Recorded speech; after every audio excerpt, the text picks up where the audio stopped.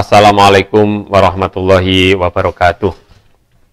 Bismillahirrahmanirrahim. Selamat pagi anak-anakku semuanya. Pada pagi hari ini kita bertemu lagi di materi pendidikan agama Islam kelas 12. Silakan anak-anak kali ini membuka modul yang telah saya kirim pada halaman 6. Ya, pada pagi hari ini kita akan membahas tentang hari kiamat. Kalau sebabnya yaitu beriman, semangat beribadah dengan meyakini hari akhir. Dalam kali ini kita akan membahas tentang macam-macam kiamat. Menurut Al-Quran, di buku modul itu dijelaskan bahwa hari kiamat menurut Al-Quran itu ada dua macam. Yang pertama adalah kiamat sugro, dan yang kedua adalah kiamat kubro. Anak-anak semuanya, kiamat sugro di sini dijelaskan bahwa kiamat sugro adalah datangnya kematian pada setiap makhluk hidup, terutama manusia. Kita harus tahu bahwa semua makhluk hidup itu pasti akan mengalami kematian. Di dalam Al-Quran dijelaskan, A'udzubillahi minasyaitonirrajim, Bismillahirrahmanirrahim. Kullu nafsin dha'iqatul maut. Tiap-tiap yang berjiwa akan merasakan mati. Ingat, kita semuanya pasti akan mati. Dan datangnya kematian inilah yang disebut dengan kiamat sugro atau kiamat kecil. Kita hidup di dunia ini, kalau orang Indonesia mungkin paling banter itu 80 tahun. 80 tahun itu sekarang sudah jarang. Usia menginjak 70 tahun itu sudah mungkin hari ini jam pagi ini mungkin sudah sarapan, 1 jam lagi sudah minta makan lagi. Itu biasanya kalau orang-orang sepuh itu kalau sudah seusia 75 tahun ke atas itu sudah jadi kembang ambin, ya. Mumpung kita masih sangat muda sekali dan usia Anda mungkin sekitar 17 tahun ke atas, ini sadarilah kita harus memupuk iman, bahwa salah satu di antara rukun iman itu adalah iman pada hari akhir. Dan di sini dikatakan pada hari kiamat. Kiamat sugro ini khususnya, kalau orang Indonesia, kita sebagai umat Nabi Muhammad, kita tahu usia Nabi Muhammad itu adalah sekitar 60 tahun lebih sedikit. Ya. Itu, tidak sampai usia 70 tahun. Nah, kita tinggal menghitung jatah hidup itu. Umat Nabi Muhammad memang pendek-pendek. Peristiwa yang terjadi di sekitar kita, mari dilihat di lingkungan kita masing-masing, rata-rata orang meninggal itu dalam usia berapa. Nah, itulah gambaran kita. Kita sebagai orang Muslim, bahwa semua yang terjadi di sekitar kita itu adalah nasihat. Nasihat bagi kita. Misalkan kalau hari ini ada orang meninggal, itulah gambaran kita sebagai manusia, yang mana setiap saat kita akan merasakan kematian. Kalau kita sebagai orang Ahlus Sunnah wal Jamaah, kita tahu bahwa orang yang meninggal itu secepatnya untuk dikuburkan, tidak usah lama-lama. Ya, kita salah satu kewajiban kita sebagai seorang muslim, jika ada orang meninggal, jelas satu harus cepat-cepat dimandikan, setelah dimandikan, dikafani, dan salah satu tugas kita sebagai seorang muslim, khususnya yang laki-laki ini, harus usahakanlah ikut mensolatinya, ikut mendoakannya. Setelah mendoakannya, mensolatinya dan mendoakannya, terus mengantarkannya ke kuburan.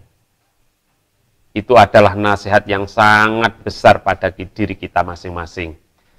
Bahwa semuanya akan mengalami peristiwa itu.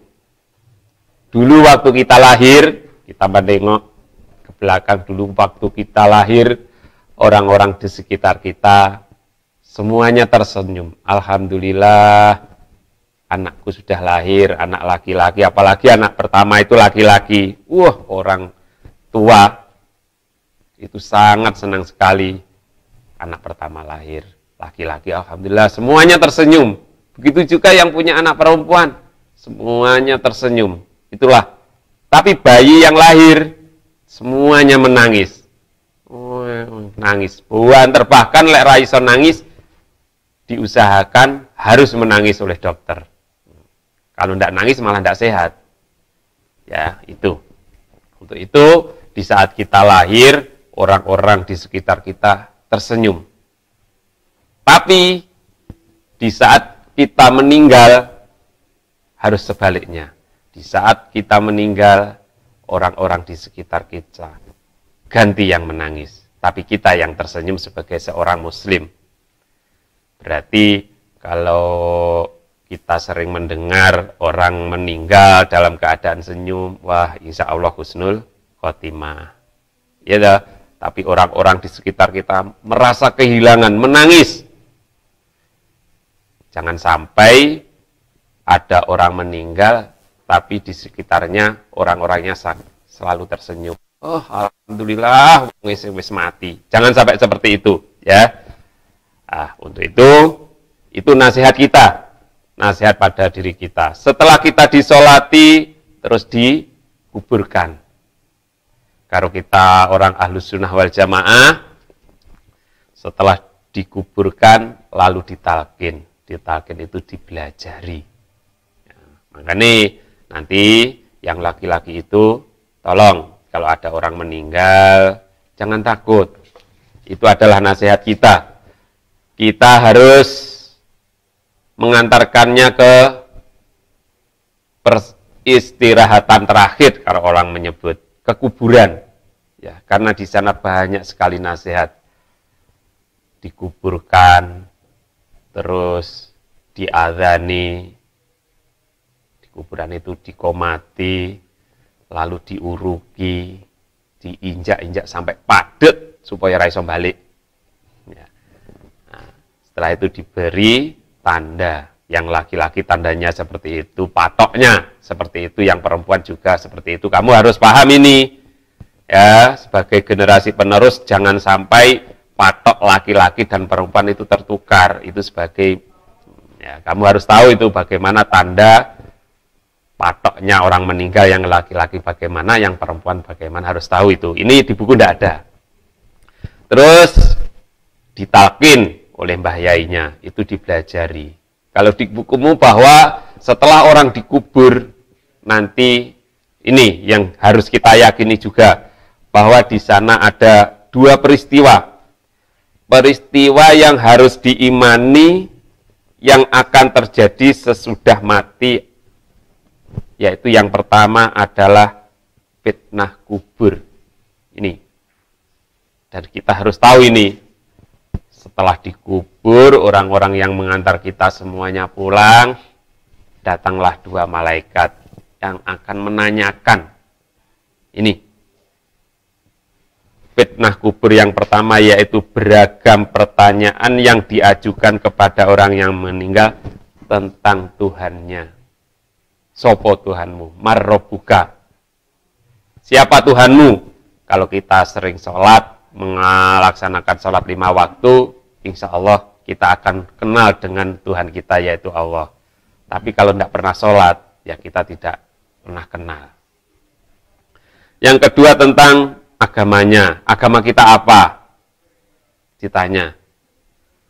Yang selanjutnya adalah nabi, iman, dan lain sebagainya. Mampukah kita akan menjawab berbagai pertanyaan yang akan menimpa seorang mayit di dalam kuburnya? Fitnah yang kedua yaitu siksa dan nikmat kubur. Ini siksa dan nikmat kubur ini, kalau kita bercerita tentang siksa dan nikmat kubur akan merinding. Kita tahu, kita sering mendengar cerita bahwa ada orang meninggal, maaf ini jangan sampai terjadi, meninggal dalam keadaan yang tidak baik atau su'ul khotimah. Masalah banyak, tidak kuat menanggung masalah, meninggal dengan keadaan bunuh diri. Jangan sampai. Naudzubillah, summa naudzubillah. Fitnah, siksa kubur. Ini kalau kita sering mendengarkan ceramah-ceramah, itu ada orang yang mengatakan bahwa kuburan itu ada 2 macam. Bisa dikatakan akan menjadi tamannya surga, atau akan menjadi lubangnya neraka. Itu tergantung pada amaliyah kita sehari-hari. Pada hakikatnya, kalau kita sholat, beribadah, dan lain sebagainya, melakukan kewajiban-kewajiban yang disyariatkan oleh agama Islam, pada hakikatnya saya meyakini kita menciptakan taman-tamannya surga. Kuburan kita akan menjadi taman-tamannya surga. Tapi sebaliknya, dan juga sebaliknya, kalau kita berbuat dosa, berarti kita menciptakan kuburan kita akan menjadi lubangnya neraka. Kita tinggal, kalau kau berani bertanya, dosa apa yang pernah kamu lakukan? Nanti akan mulai dinikmati di kuburan masing-masing. Itu tentang kiamat sugro dan datangnya kematian dan terjadinya setelah mati, bahwa semua manusia setelah mati akan dikubur, dan setelah dikubur akan mengalami dua kejadian, yaitu yang pertama fitnah kubur, yaitu semacam pertanyaan dari malaikat Mungkar dan Nakir, dan yang kedua adalah merasakan apakah kuburan kita itu nanti akan menjadi tamannya surga atau akan menjadi lubangnya neraka. Naudzubillah, ya, kalau menjadi lubangnya neraka. Banyak kita mendengar cerita orang yang sudah dikubur bertahun-tahun, atau orang yang akan dikubur tapi kuburannya sudah berbau harum. Ya, kita sering mendengarkan seperti itu. Itu bertanda berarti insya Allah kuburannya akan menjadi tamannya surga. Namun kita juga sering mendengar atau bahkan melihat di TV itu, ya, itu juga satu nasihat, orang mau dikubur karena perlakuan di dunianya sangat-sangat merugikan orang lain. Ada yang dikubur di jalan jatuh, sampai di kuburannya uangnya diduduk, atau bahkan maaf mungkin di dalam kuburannya ada binatang, semacam binatang apa yang sangat beracun itu. Banyak sekali cerita-cerita yang ada di sana. Itu tentang kiamat sugro. Yang kedua adalah kiamat kubro atau kiamat besar, ini yang sangat menakutkan. Kalau kiamat sugro itu paling tidak orang-orang di sekitar kita itu menangis. Tapi kalau sudah berbicara tentang kiamat kubro ini yang sangat menakutkan, Karena banyak sekali ayat Al-Quran yang menjelaskan tentang kiamat kubro. Idza zulzilatil ardu zilzalaha wa akhrajatil ardu asqalaha, atau idza syamsu kuwirat, dan lain sebagainya. Banyak sekali ayat-ayat yang menerangkan tentang kiamat kubro. Salah satu tandanya saja, apabila matahari sudah terbit dari timur, lalu ke barat tenggelam, kembali lagi kok ke timur, ini sudah akhir dari segala-galanya, akhir dari amal kita. Ya, nanti kalau sudah matahari tenggelam, terus kembali lagi ke timur setelah tengah-tengah, waktu istiwa itu waktu beduk, matahari waktu istiwa, kalau matahari akan berhenti di situ, manusia akan sadar sesadar-sadarnya bahwa hari kiamat sudah datang. Disitulah manusia akan, kalau kamu pernah belajar di madrasah, itu katanya orang perempuan yang baru hamil berusia berapa bulan langsung melahirkan, bayi langsung beruban, dan lain sebagainya. Semuanya menangis karena sudah terlambat. Al-Quran sudah hilang tulisannya, dan lain sebagainya. Itu sekelumit cerita tentang kiamat kubro awalnya. Itu belum free-free sebelumnya. Cerita tentang hewan dan lain sebagainya. Apa yang mendahului tentang kiamat kubro. Setelah kiamat kubro terjadi, semua manusia akan mati. Semua makhluk hidup akan mati. Ya, di sini saya tidak akan menjelaskan pengertian tentang kiamat kubro menurut geologi atau menurut teori fisika dan lain sebagainya. Namun yang jelas, kiamat kubro ini akan terjadi. Dan ini kita harus yakin betul. Ya, kiamat kubro ini akan terjadi. Setelah terjadi, semua yang namanya makhluk akan mati. Dan tahapan pertama yaitu akan terjadi adanya yaumul ba'ats. Ya, kalau di bukumu itu halaman 9, tahapan-tahapan yang akan terjadi pada hari kiamat. Yang pertama adalah yaumul ba'ats. Sesudah bunyi hancur dan musnahnya alam semesta termasuk manusia, terjadilah yang namanya hari kebangkitan. Ini, kalau sudah hari kebangkitan ini, adalah proses dibangkitkannya seluruh makhluk dan dari alam kuburnya, yaitu khususnya manusia. Proses dibangunkannya manusia, mulai manusia pertama, Nabi Adam, sampai manusia terakhir, entah nanti siapa. Ini semuanya nanti akan dibangunkan. Katanya saya pernah mendengar cerita itu, peristiwa kebangkitan manusia ini akan dimulai dengan adanya hujan. Hujan selama 40 hari, 40 malam, dan hujannya ini bukan hujan air, tapi hujan yang airnya seperti air di telur itu, air telur yang atau seperti susu cair itu, kental sekali, akan menghujani bumi, dan yang tumbuh itu hanya yang namanya manusia, yang lain tidak. Manusia akan tumbuh dari kuburnya sesuai dengan amal perbuatannya masing-masing. Makanya kalau kita mendengar syair di madrasah itu, anak akan lari dari orang tua dan orang tua akan lari dari anaknya. Di sini nih, ya. Setelah manusia dibangkitkan, ini seluruh manusia akan dibangkitkan dan akan digiring ke yang namanya yaumul hasyr, hari dikumpulkan.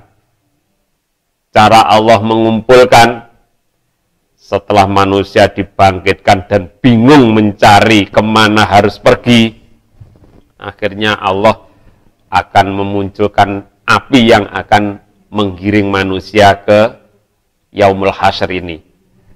Yaumul Hasyr yaitu tempat hari berkumpulnya manusia setelah dibangkitkan dari kuburnya masing-masing. Ini manusia dikumpulkan menjadi satu, dan saya pernah diceritakan ini, katanya kalau maju kedesek, mundur, tidak ada tempatnya, kobong. Sebab malaikat akan menggiring kita, manusia, yang namanya manusia ini, ke belakang tidak bisa, karena di belakang ada malaikat yang membawa api. Ya, akhirnya Yaumul Hasyr ini, kalau diceritakan itu satu delamaan akan ditempati oleh 1000 delaman, saking seseke. Ya ini, ya, di Yaumul Hasyr ini kita mundur tidak bisa, maju desek-desekan, susah sekali semua makhluk hidup. Nah, tahapan selanjutnya ini tahap penentuan. Setelah dikumpulkan di Yaumul Hasyr, ini dia Roro Mahsyar ini, matahari akan diturunkan seperti di atas kepala. Kita sering mendengarkan bahwa nanti di hari kiamat manusia akan dikumpulkan di Roro Mahsyar, matahari akan diturunkan seperti di atas kepala. Ya di sini nih. Setelah Yaumul Hasyr, kita akan menerima buku catatan. Ini, kita ini, mohon maaf ini, setiap hari kita selalu dipasang CCTV oleh Allah. Raqib dan Atid, yang mencatat semua amal perbuatan kita. Tidak ada yang ketinggalan, sedikit pun tidak ada yang ketinggalan. Raqib Atid ini akan mencatat semua amal perbuatan kita. Dan catatan ini akan terhenti di saat kita tertidur. Tidur, waktu tidur kita tidak akan tercatat. Nah, ini semua amal perbuatan kita akan dicatat oleh malaikat Raqib dan Atid. Nah, makanya jangan pernah berkata, "Allah, Anda tidak ketahuan ayah ibu. Allah, Anda tidak ketahuan bapak ibu guru." Ya, di saat Anda sendiri ada malaikat Raqib dan Atid yang mencatat semua amal perbuatanmu. Ya, mungkin maaf ini, kita sering mengatakan di saat kita mau berbuat sesuatu yang dilarang, takut kita konangan orang tua kita, takut kita konangan guru kita. Namun kita tidak sadar bahwa Allah memasang CCTV Raqib dan Atid. Ini yang kalian harus sadari. Sama di kamar sendiri, ya. Kamu di kamar sendiri, tidak ada siapa-siapa, dolanan HP, buka link YouTube apa. Orang tua memang tidak tahu, tapi Raqib dan Atid mengetahuinya. Ini mungkin tak nanti sholat duhur, tidak sholat duhur, orang lain tidak tahu, tapi Allah mencatat lewat Raqib dan Atid. Buku catatan ini nanti akan diberikan kepada kita. Buku catatan perjalanan hidup. Kalau amal baik kita lebih banyak, buku catatan ini akan kita terima dengan tangan kanan. Diterima dengan tangan kanan. Namun, apabila amal perbuatan kita yang jelek, dosa kita banyak, maka akan menerima buku catatan itu dengan nyingkur dengan tangan kiri, tapi tidak menghadap pada yang memberi. Jadi kita menghadap ke depan, tangan kiri kita diarahkan ke belakang dan menerima buku catatan itu. Itu cara penerima buku catatan kita. Setelah menerima buku catatan, berikutnya adalah yaumul hisab atau yaumul mizan atau mizan. Nah, ini amal perbuatan kita nanti ditimbang. Ingatlah, kita sering mendengarkan hasibu anfusakum qabla an tuhasabu. Hisablah dirimu sendiri sebelum kamu dihisab oleh Allah Subhanahu wa taala. Hitunglah amal perbuatanmu mulai bangun tidur sampai tidur kembali. Banyak mana amal perbuatanmu? Yang baikkah atau yang burukkah yang lebih banyak? Mari silahkan diteliti sendiri-sendiri. Hasibu anfusakum. Berlanjut lagi, kalau sudah meneliti, kalau hari ini lebih baik daripada hari kemarin, maka kita akan termasuk orang yang beruntung. Tapi kalau hari ini lebih buruk, bahkan kalau hari ini sama dengan hari kemarin, hari ini kemarin 5, sekarang baiknya juga 5, itu termasuk orang yang kurang beruntung. Tapi kalau hari ini lebih buruk dari kemarin, maka kita termasuk orang yang celaka. Insya Allah seperti itu. Ya, makanya kita harus semakin hari harus semakin baik. Supaya ini pada yaumul hisab, hari penghitungan amal perbuatan kita nanti, amal perbuatan baik kita semakin berat, semakin banyak. Dan ketahuilah bahwa yang akan ditanyakan yang pertama adalah masalah sholat. Pertama kali yang dihitung adalah masalah sholat. Bagaimana sholatmu? Bagaimana sholatmu? Padahal kita tahu sendiri, kita sangat-sangat gampang nih sholat. Cobalah kita lihat sholat duhur itu serenek 2 menit. Kalau anak laki-laki mlebu kamar langsung metu. Sholat jerene misan. Oh, rasa-rasan. Memang paling berat sekali sholat ini. Dah, jangankan sholat ke masjid, sholat sendiri saja kita berat sekali. Dah, sopo sing sholat enteng.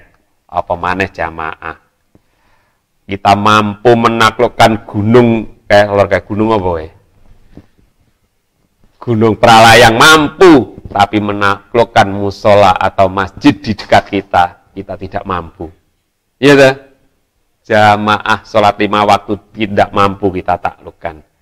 Masjid undang-undang dengan speaker Allahu Akbar, Allahu Akbar.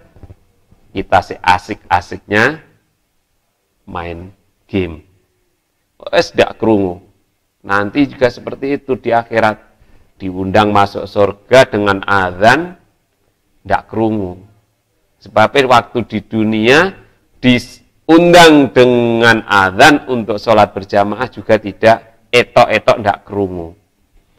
Sampai komat, kita tidak mampu untuk mendatangi sholat jamaah. Ini sholat pertama kali yang ditanyakan. Kalau sholat kita bagus, insya Allah yang lain ikut bagus. Setelah yaumul hisab atau yaumul mizan, akhirnya manusia akan melewati yang namanya as-sirat. Ini Siratal Mustaqim, ini banyak sekali penjelasan-penjelasan yang sering kita dengar bahwa Siratal Mustaqim ini adalah jalan yang ada di atas neraka jahanam, jalan menuju surga. Nah ini, kita terplesetnya di usia berapa? Saya mendengar itu, kalau kita umat Nabi Muhammad rata-rata usianya 60-70 tahun. Kita terpeleset melakukan dosa itu di usia berapa? Jalan inilah, sirat itu ada yang mengatakan jalan kehidupan ini. Kalau kita selamat, berarti kita akan langsung masuk surga. Tapi kalau dalam menjalankan kehidupan ini kita tidak selamat, sering melakukan dosa, pastikan kita akan terpeleset dan masuk kepada neraka jahanam. Oh, yang kita ketahui bahwa neraka itu isinya hanya api dan api, batu berupa api. Oh, siksa di sana sangat menyedihkan. Ya, setelah melewati Shiratal Mustaqim ini mampu tidak? Setelah itu kita akan menerima balasan. Yaumul jaza. Ini dah kalau sudah yaumul jaza ini kan antara lulus dan tidak lulus. Kalau lulus berarti kita mampu melewati Shiratal Mustaqim, mampu. Tapi yang tidak lulus, yang tidak selamat kepleset di Shiratal Mustaqim ini akan langsung dicuci di neraka jahanam. Nah, ini baru tahap berikutnya adalah yaumul jaza, hari pembalasan. Kalau sudah dibalas, kalau yang masuk surga akan menikmati indahnya surga. Nah, ini kalau sudah berbicara surga ini isinya enak tok. Tidak bisa kita bayangkan. Ada orang yang menjelaskan dengan nakal itu bahwa nikmatnya surga itu yang 1% masih diberikan hanya 1%. Umpama 100 nilainya 100, hanya 1% yang diberikan di dunia ini. Enak-enaknya hidup di dunia ini hanya satu kenikmatan yang ada. Tidak ada yang lain. Apa yang dialami oleh manten anyar. Itu ya. Kalian yang belum nikah tidak bisa membayangkan itu. Ya, satu kenikmatan yang dialami oleh suami istri. Nah, kalau siksa neraka, naudzubillah, summa naudzubillah min dzalik. Nanti di pelajaran aswaja ada penjelasan tentang pembalasan bagaimana orang yang ada di neraka itu. Ya, ini.